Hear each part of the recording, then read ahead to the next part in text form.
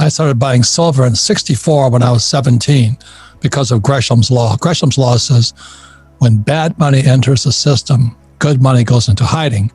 So when I was 17 in 1964, they started debasing our dimes and quarters and half dollars.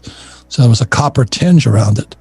And I didn't know anything, but Gresham's law does apply because immediately I didn't trust my dimes, quarters, and half dollars. And I started going to the bank and turning in dollars, paper dollars, and getting rolls of dimes, quarters, and half dollars. And I'd pull out the real silver. And I'd put the copper silver back in there. And then I go back to the bank and kept trading. It kind of made my point that poor people don't know good money from bad money. That's the biggest problem. My mom and dad had no idea why I was running back and forth to the bank as a kid, high school kid, turning in fake paper money, because the real subject here, it really is QE infinity. I don't think the banks can turn back. They have to keep printing. And the question is, what are you going to do? Gold, silver, or crypto, or Bitcoin, or Ethereum? Because we've got to know good money from fake money. What's Harry's latest prediction now?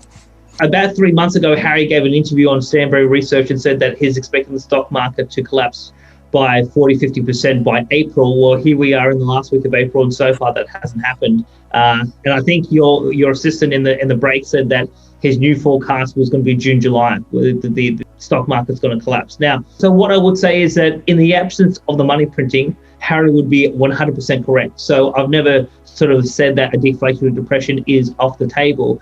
But where I think Harry has got it wrong is, I did an interview with him here in Sydney in 2018, and I asked him, well, why can't the central banks continue to print to infinity? And he basically said that there will be voices in the market, there'll be political opposition to the central banks, and that opposition is going to stop hyperinflation, the QE to infinity type scenario that we have now. And that opposition is going to prevent them from saving the bubble, and that's how the bubble collapses. Well, I think we're going to see more of an inflationary situation moving forward compared to in terms of deflation. I know we're about to get into this conversation about gold, silver, and crypto, but what I would say to your audience is portfolio allocation changes so dramatically compared to if you believe deflation's coming, your portfolio allocation would be dramatically different compared to if you believe that we're going to have some sort of inflationary outcome. I don't know if the Perth Mint is your competitor or what, but what is the rumor about them not having enough silver? Sure. So now one thing I will say is that we are actually an approved distributor for the Perth Mint. So we have a number of sources where we obtain product, gold and silver, and the Perth Mint, that is one of them. So in the context of the Perth Mint, I've been on a bit of a campaign starting last year, largely about what I call synthetic gold and silver. These sort of products are things like unallocated, pool allocated accounts, I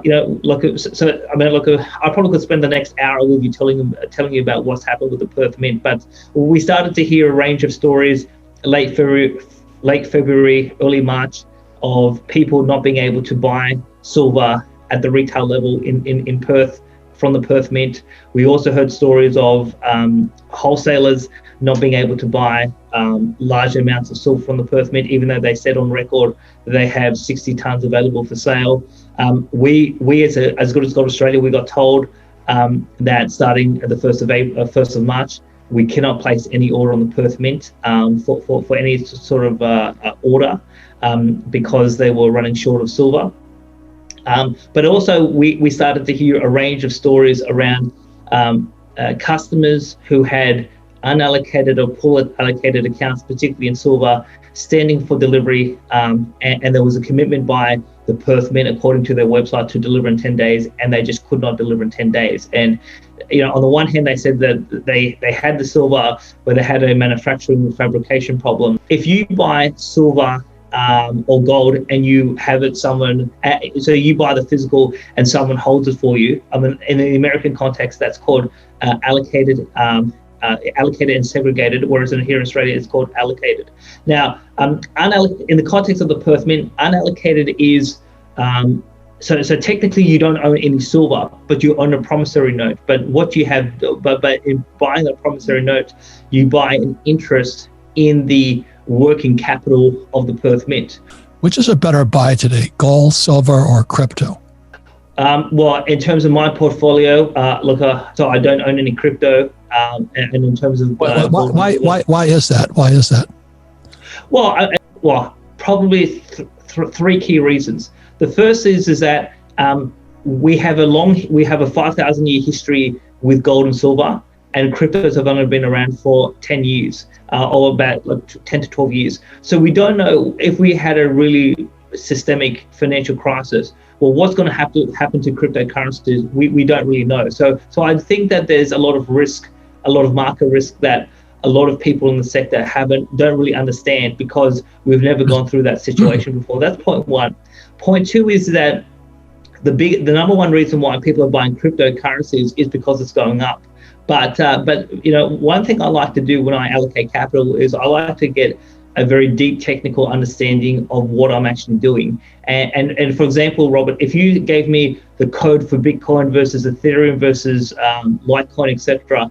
Now I'm an economist, but I'm not a cryptologist. So I can't tell you at a technical level what do these codes actually do, and what are the differences, and what are the risks, and what are the opportunities. And I would say 99.9% of crypto investors are not cryptologists, and they do not understand these underlying computer codes, what they actually do. And the only reason why they're buying them is because the price is going up. And if you don't actually understand at a technical level what these codes do, well, you don't actually understand the risk of the asset.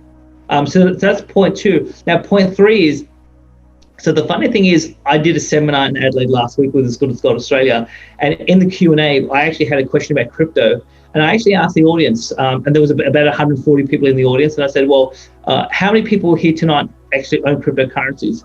And about half the audience put their hand up. And I said, how many of you actually understand that in 1996, the National Security Agency in the United States wrote a white paper for MIT about cryptocurrencies? And only one person put his hand up. And so the real question I have is, well, who was Satoshi Nakamoto? I mean, because I dare say it could well be the American government is behind the whole cryptocurrency phenomena. Now, I've got some different theories as to why that is, but a lot of people, again, haven't looked into the history of cryptocurrencies. They don't know that the NSA wrote a white paper about this. And again, I think there's much more to the crypto story than what the average American or the average Australian investor are fully aware of. I'm a trader in crypto. I'm not an investor. So I gotcha. Do you know what I mean? So when it dropped to 7,000 a coin, I got back in. So still, I'm in the money quite a bit right now. And I know it can go to zero also. So I'm well aware of that. Whereas gold and silver are God's money. So I have lots of gold and silver.